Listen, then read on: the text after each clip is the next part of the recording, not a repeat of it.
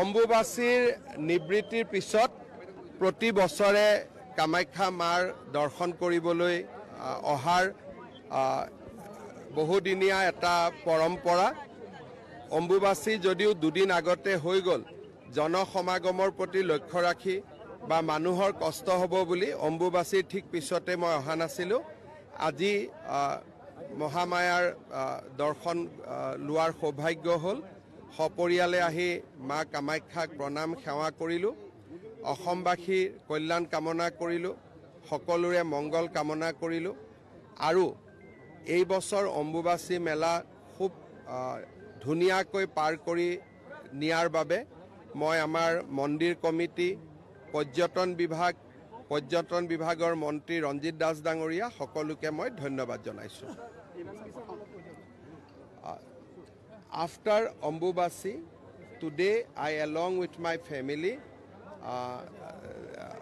got the opportunity of having Mahadarshan of Ma Kamakhya. I pray for the well-being of our nation, of our state, and for everyone. Sir, National Highway Management Logistics Limited, Kamakhya Station of Kamakhya roadway nirman. ইয়াত ইতিমধ্যে বহুত কাম আগবাঢ়ি গৈছে। কামাখ্যা ষ্টেচনৰ পৰা কামাখ্যালৈকে এটা ropeway হ'ব আৰু সোণাৰাম ফিল্ডৰ পৰাও কামাখ্যালৈকে এটা ৰোপৱে হ'ব। দুইটাৰ ওপৰতে কাম চলি আছে, কিন্তু কামাখ্যা ষ্টেচনৰ পৰা কামাখ্যা মন্দিৰলৈ এইটো প্ৰথম হ'ব। সোণাৰাম ফিল্ডৰ পৰা কামাখ্যালৈ দ্বিতীয়ত হ'ব।